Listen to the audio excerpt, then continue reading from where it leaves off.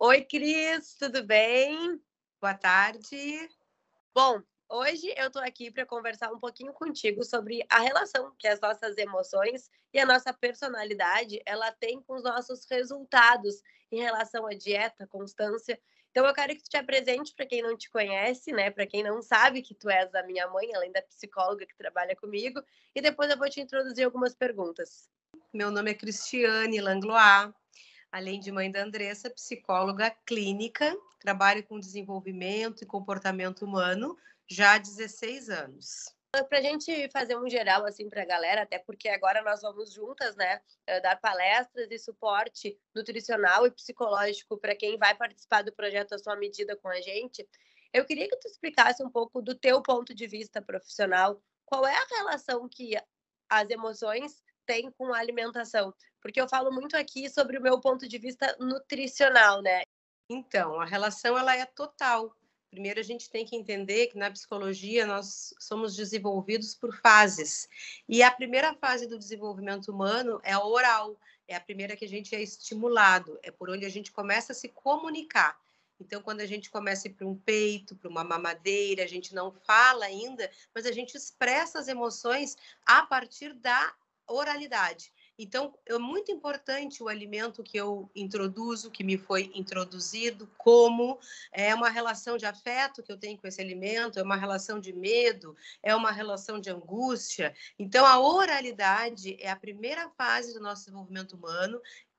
A nossa zona erógena oral é a primeira a ser estimulada e a alimentação, não só de uma forma nutricional, mas também de uma forma afetiva, está se construindo ali. Perfeito. E aí, pensando nessa tua explicação, qual é a relação que os transtornos alimentares eles teriam com essa emoção e com esse desenvolvimento, né, alimentar?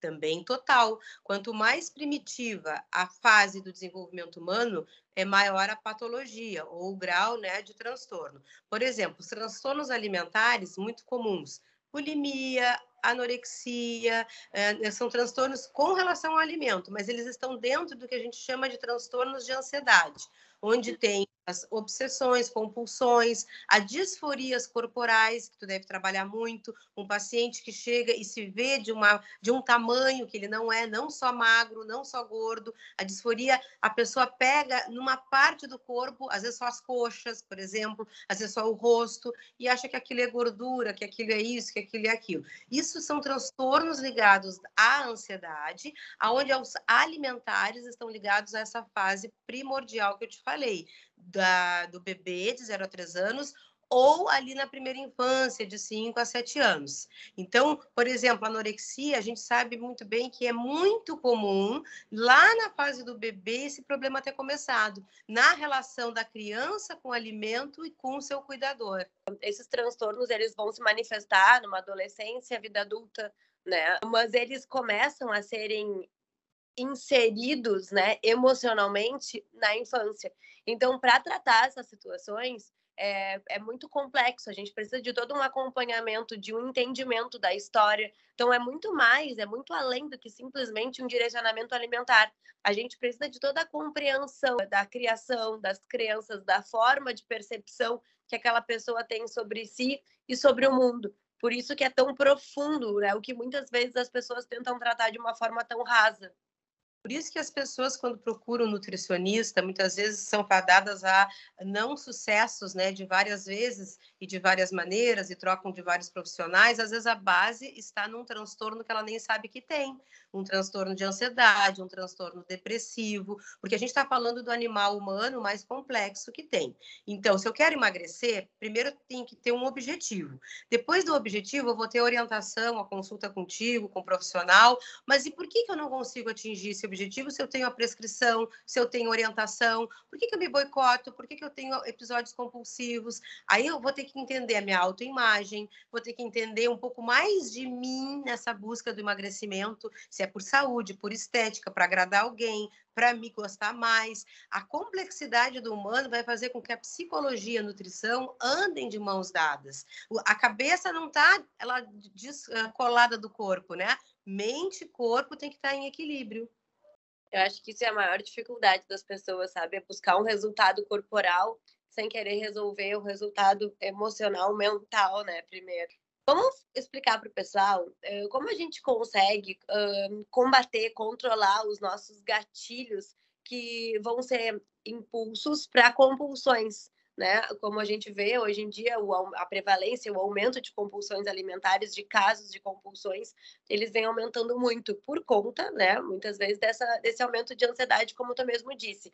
E como a gente consegue reconhecer, perceber e reduzir esses gatilhos que nos levam a esses consumos excessivos? Perfeito. Então, como eu te disse, a gente tem que primeiro se autoconhecer melhor para partir para uma busca de alguma mudança de comportamento. Pode ser, inclusive, o nutricional aqui. A questão é que os gatilhos que tu fala são os modelos já inseridos ao longo daquele bebê, desde que nasce. Modelo familiar, modelo social, o ambiente, a cultura, os valores morais, éticos. Isso tudo nos constitui humano e nos forma como um ser e uma personalidade. Então, os gatilhos, muitas vezes, eu nem questiono, porque aquilo é o natural de uma família, aquilo é o natural de um padrão de onde eu vim. E, às vezes, quando começo a ter consciência, da luz da consciência, que não precisa ser assim, que tem outras maneiras de se fazer e ser, aí as coisas começam a mudar. Só que as pessoas têm uma dificuldade de entender que tudo é um processo. Se eu nasci, levei 1 ano para caminhar, 2, 3 para tirar a fralda, enfim. Quando eu vou procurar um nutricionista, um psicólogo, eu também preciso entender que é um processo. Eu vejo o imediatismo fazendo com que as pessoas desistam, fazendo com que as pessoas não se acreditem ou no profissional. A gente criou caminhos neurais ao longo de 20, 30, 40, 50 anos. Agora a gente tem que descriar esse caminho para criar um novo. E aí a gente vai criar novos gatilhos mais positivos. Então, é muito importante essa relação, né? O psicólogo e o cliente, o nutricionista e o cliente, para entender aonde está sendo o boicote propriamente dito, que muitas vezes é num nível muito inconsciente. E pensando na resolução dessas questões emocionais e nutricionais que a gente está falando, tu considera que grupos eles podem ser um facilitador para esse processo, já que agora a gente vai trabalhar, né, em grupo dentro da sua medida? Andressa, grupo é fundamental, ainda mais para essa proposta, né, que a gente está trazendo. Por quê? Porque nós não nos fizemos sozinhos. De novo, o animal humano não se constitui sozinho. É diferente de um cachorrinho, uma vaquinha ou uma zebrinha, que logo que nasce, horas depois já está de pé. Muitas vezes, se a mãe morre ou ela vai para outro grupo, ela vai ser alimentada por outros, ela vai se adaptar em outros grupos, às vezes nem da mesma espécie. Nós não. Nós precisamos de humanos para nos cuidar e para nos auxiliar. E daí começa o espelhamento. Desde que eu nasço, alguém me acha parecida com alguém me diz que eu tenho a personalidade de quem. Essa coisa se chama o meu espelhamento. É como eu me vejo e como os outros me veem. Quando a gente está num grupo, a gente se espelha na dor, se espelha nas condições, se espelha no sucesso ou insucesso. É muito mais fácil entender. Não sou só eu, que não é só comigo, que algumas pessoas superaram aquilo que para mim seria insuperável. E aí começa aquela questão que eu falei, de criar novos caminhos neurais a partir de outros modelos que eu estou me espelhando.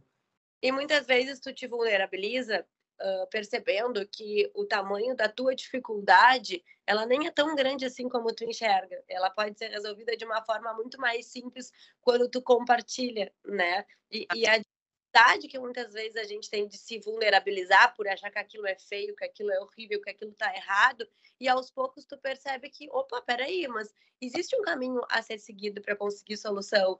Talvez o meu problema possa ajudar outra pessoa e vice-versa. Não, e quando a gente está assim sozinho, a gente está com o nosso ego, nosso que a gente chama de eu, né? Que eu sempre digo, e tu sabes que a gente não é, a gente está. Tanto é que se eu estou gorda, eu não preciso ser a vida inteira. Se eu fui gorda a vida inteira, eu não preciso continuar obeso, no caso, que seria uma doença. A gente está sempre mudando. Já fui bebê, já fui adolescente, já fui adulto, daqui a pouco vou ser idoso. Então, o grupo, ele me ajuda muito nisso, nesse espelhamento, nessa mudança de paradigma, nessa relação que não precisa ser tão difícil quanto eu pensava. Então, o grupo é fundamental para nós nos desenvolvermos e fazermos mudanças. O grupo nos encoraja. Eu estou muito animada para esse grupo, não vejo a hora de começar. E eu queria te fazer uma última pergunta. O que a gente pode esperar da tua participação no nosso projeto, à sua medida? Então, tudo isso que a gente está falando já fala um pouquinho da minha participação. É a gente entender um pouquinho mais de si mesmo.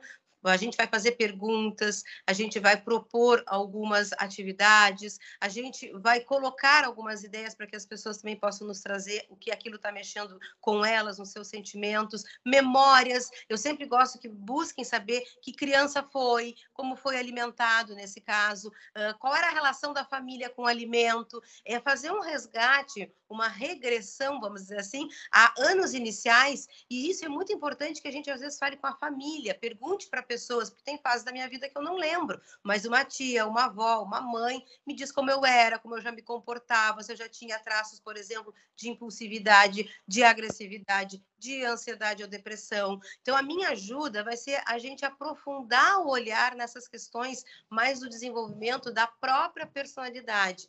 Outra coisa que é importante aqui é a gente olhar para as nossas características, porque algumas características elas são apenas traços que todos temos.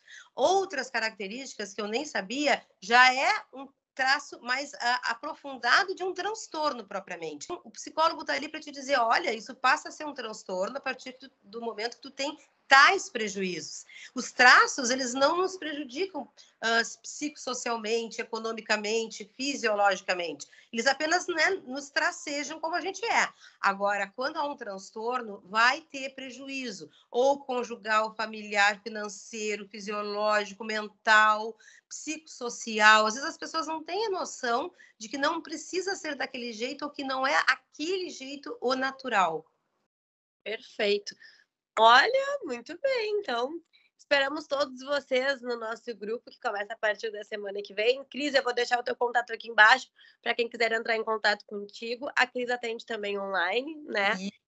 Muito obrigada pela tua participação. Tenho certeza que conseguiu ajudar muitas pessoas a esclarecer um pouco sobre essas questões emocionais que tanto nos assombram, né?